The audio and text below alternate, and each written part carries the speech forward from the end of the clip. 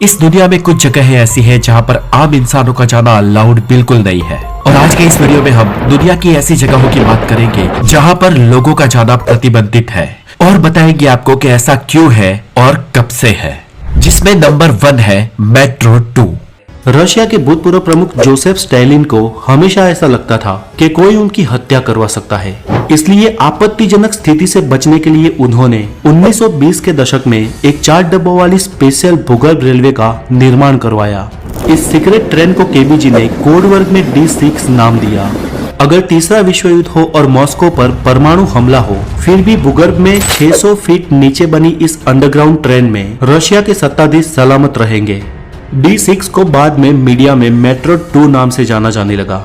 CIA की एक report के अनुसार इसकी पटरियां कुल 500 किलोमीटर के विस्तार में फैली हुई है और भविष्य में कभी विपरीत हालात बने तो रशिया के सत्ताधीशों के लिए इस ट्रेन का उपयोग किया जाएगा।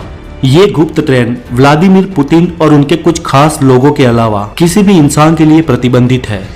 दूसरी एक जगह है आर्कटिक डूम्स वर्ल्ड।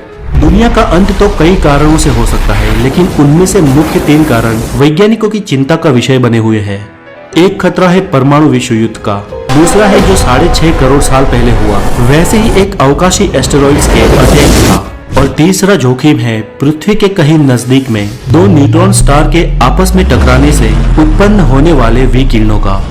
भविष्य में पृथ्वी में मानव सभ्यता के साथ जीव सृष्टि का विनाश इनमें से किसी भी वजह से हो सकता है, और हो सकता है कि शायद उस विनाश में कुछ लोग बच जाए या शायद नए सिरे से जीव सृष्टि का विकास हो।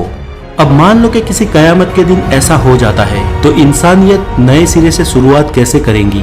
तो इसी को मद्देनजर रख के एक SOS स्टेशन बनाया गया है। ऑफिशियल नाम है स्लेवबर्ड ग्लोबल सीड वर्ल्ड और इसे आमतौर पर आर्कटिक डूम्सडे वर्ल्ड भी कहा जाता है। नॉर्थ पोल से 1100 किलोमीटर साउथ में स्वाल्डबर्ड आइसलैंड पे इसे बनाया गया है। स्वाल्डबर्ड आइसलैंड दरअसल आधुनिक दुनिया से दूर दर्राज का नॉर्वे का एक क्षेत्र है। यहाँ 12 महीने जमने वाली बर्फ के कारण कुदरती शीतलता बनी रहती है, इसलिए इसे धान, सब्जी, फल, छोड़, पेड़ और पौधों के बीच का स्टोरेज स्टेशन बनाया गया है। इसका निर्माण 152 मीटर गहरी गुफा को काट कर किया गया है और यहाँ पर 9,40,000 जाति के अनाज और 45,000 प्रजाति के खेती लायक बीज संग्रहित है। इसलिए इस बीज संग्रहालय के विस्तार के आसपास भी जाना आम इंसानों के लिए नॉट अलाउड है। Number 3 area 51।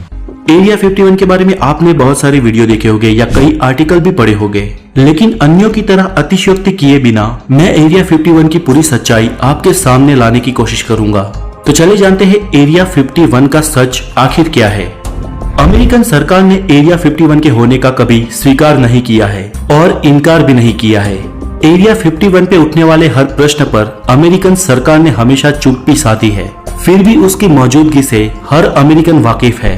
यह रहस्यमय और प्रतिबंधित विस्तार अमेरिका के नेवाडा राज्य के दक्षिण में मौजूद है, जहां अमेरिकन एयरफोर्स अत्याधुनिक प्लेन्स और वेपन्स का परीक्षण करती है।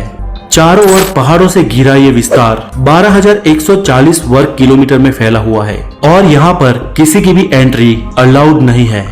इस एरिया को इस हद तक सीक्रेट रखा गया है कि किसी भी पैसेंजर विमान को एरिया 51 के ऊपर से उड़ने तक की भी परमिशन नहीं है। हेलीकॉप्टर्स इस विस्तार की हमेशा पेट्रोलिंग करते रहते हैं और जमीन पर सैनिक भी हमेशा मौजूद रहते हैं, जिन्हें किसी भी बाहरी व्यक्ति को शूट करने की खुली छूट है। पर आमतौर पर ऐसा करने की जरूरत नहीं पड़ती क्योंकि जगह जगह पर नो एंट्री के साइन बोर्ड लगे हुए हैं। यहाँ काम कर रहे हर कर्मचारी को एक खास किस्म के आइडेंटिटी कार्ड दिए गए हैं। सन 1955 में अमेरिकन कंपनी लॉकहीड ने चुपके चुपके जो U-2 टाइप के खास प्लान साम्यवादी रशिया पर जासूसी करने के लिए बनाए थे। सच पूछो तो एरिया 51 का राज तभी से शुरू हुआ, क्योंकि एक तो अमेरिकन सरकार जासूसी के लिए अपने विमान रशिया की अवकाशी सीमा में दाखिल करती थी और ऊपर से इस गैरकानूनी काम के लिए अमेरिकन प्रजा के पैसे खर्च किए जाते थे। इसलिए इसकी कबूलात तो खुलेआम अमेरिकन सरकार कर नहीं सकती। इसीलिए उस वक्त के तत्काल प्रमुख ड्वाइट आइजनहोवर ने U-2 टाइप के प्लान का अस्तित्व प्रजा से गोपनीय रखा और इसके साथ ही एरिया 51 का अस्तित्व भी गुप्त ही रखना पड़ा। पर U-2 की गोपनीयता ज्यादा समय तक नहीं चली। सन 1960 में रसिया ने अमेरिकन पायलट गैरी पवर्स के U-2 प्लेन को जब हमला करके तोड़ दिया, तब उस जासूस प्लेन का भांडा फूट गया लेकिन इसी बीच एरिया 51 का अस्तित्व सीक्रेट ही बना रहा। उसके बाद में अमेरिका ने MiG-21 और MiG-23 नाम के रशियन प्लेन चोरी से हासिल किए और इसके परीक्षण के लिए एरिया 51 का एयरबेस उनके काम आया। चोरी की इस करतूत की भी कबूलात अमेरिकन प्रजा के सामने की नहीं जा सकती थी, इसलिए एरिया 51 के एयरबेस को टॉप सीक्रेट रखने का कार्यक्रम बरकरार रहा। आज अमेरिका के आधिकारिक नक्शे में एरिया 51 का कोई अस्तित्व नहीं है। अमेरिका के सरकारी दस्तावेजों में भी इस विस्तार का कोई भी उल्लेख नहीं है। लेकिन यहाँ पे एक किस्सा उल्लेखनीय है दोस्तों। हुआ कुछ ऐसा कि सन 1994 में नेवाडा के 5 रईसों ने कोर्ट में केस दाखिल किया कि वायुसेना एरिया 51 में प्रदूषण फैला रही है।